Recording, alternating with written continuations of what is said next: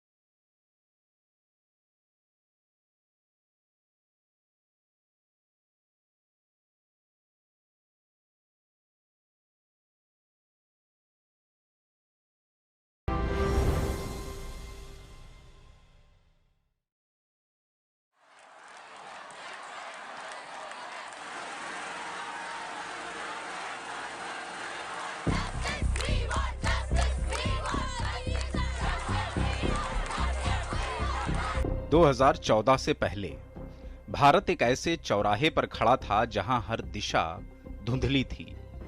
नीतिगत पंगुता, घोटाले, भ्रष्टाचार की गूंज सब कुछ संसद से सड़कों तक सुनाई देती थी। विदेशी निवेशक हिचकिचा रहे थे और युवाओं के हाथों में डिग्री थी, लेकिन रोजगार नहीं। बेलगाम महंगाई, असुरक्षित सीमाएं, पाकिस्तान और चीन की चुनौतियां और हमारी विदेश नीति बस एक प्रतिक्रियात्मक दस्तावेज बनकर रह गई थी। अगर आप 12 घंटे काम करोगे तो मैं 13 घंटे करूंगा। अगर आप 14 घंटे काम करोगे तो मैं 15 घंटे करूंगा। क्यों? क्योंकि मैं प्रधानमंत्री नहीं, प्रधान सेवक के रूप में आपके बीच आया। 26 मई 2014 भारतीय राजनीति में एक नया अध्याय लिखा गया। ये सिर्फ सत्ता परिवर्तन नहीं था, ये था एक नई सोच का उदय। एक ऐसा क्षण जब आशा ने अविश्वास को पछाड़ा और देश भर में गूंज उठा एक नारा, सबका साथ, सबका विकास।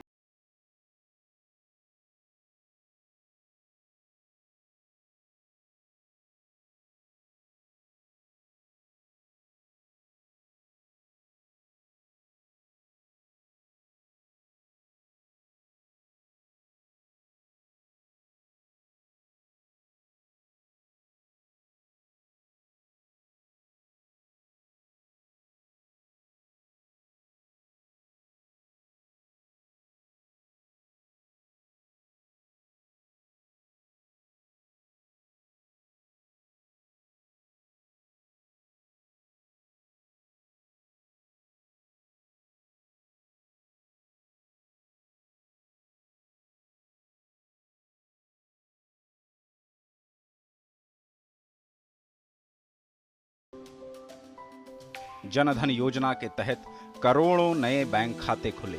उज्ज्वला योजना से ग्रामीण क्षेत्रों में महिलाओं को धुएं से मुक्ति मिली। सौभाग्य योजना ने घर घर बिजली की रोशनी पहुंचाई। हर घर जल योजना से गांवों में जीवनदायिनी जलधारा बह चली। प्रधानमंत्री किसान सम्मान निधि से खेतों में फिर उम्मीदें लहलहा उठीं। ई नाम और डिजिटल मंडियों से कृषि को नया बाजार मिला। बदलाव अब सिर्फ सरकारी कागजों तक सीमित नहीं था, वो दिख रहा था बेटी के स्कूल जाने में, किसान के चेहरे की मुस्कान में। स्वच्छ भारत मिशन एक आंदोलन बन गया और आयुष्मान भारत गरीबों का सुरक्षा कवच। और तो और बेटी बचाओ बेटी पढ़ाओ सिर्फ नारा नहीं, जिम्मेदारी बन गई।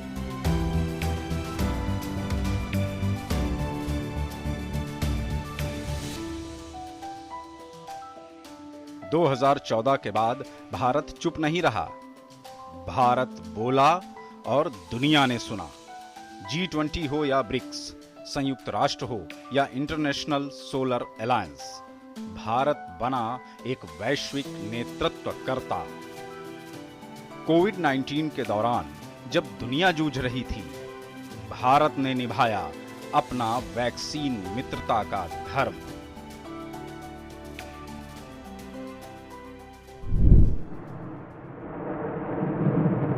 देश की सुरक्षा अब ऐसे नेतृत्व के हाथ में थी जो एक एक इंच पर खड़ा था। सर्जिकल स्ट्राइक हो या एयर स्ट्राइक, दुनिया को पता चला ये नया भारत है।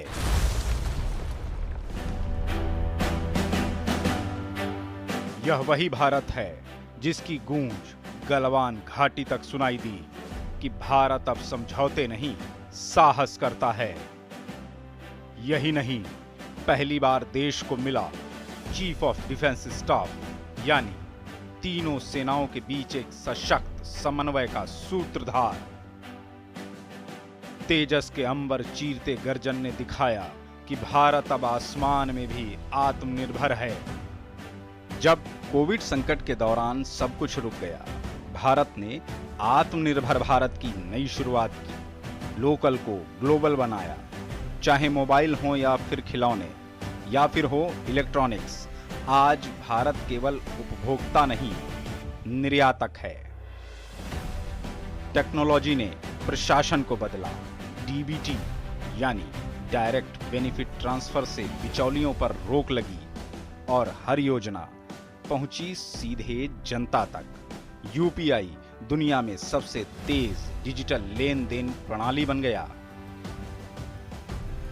2025 में जब हम पीछे मुड़कर 2014 को देखते हैं तो दिखता है एक ऐसा भारत जिसने खुद को फिर से गढ़ा, आर्थिक रूप से सशक्त, सैन्य रूप से सक्षम, वैश्विक रूप से प्रभावशाली और सामाजिक रूप से संवेदनशील।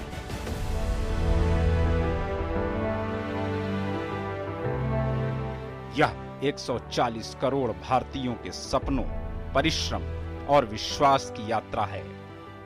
यह नया भारत है जो सक्षम भी है और आत्मनिर्भर भी।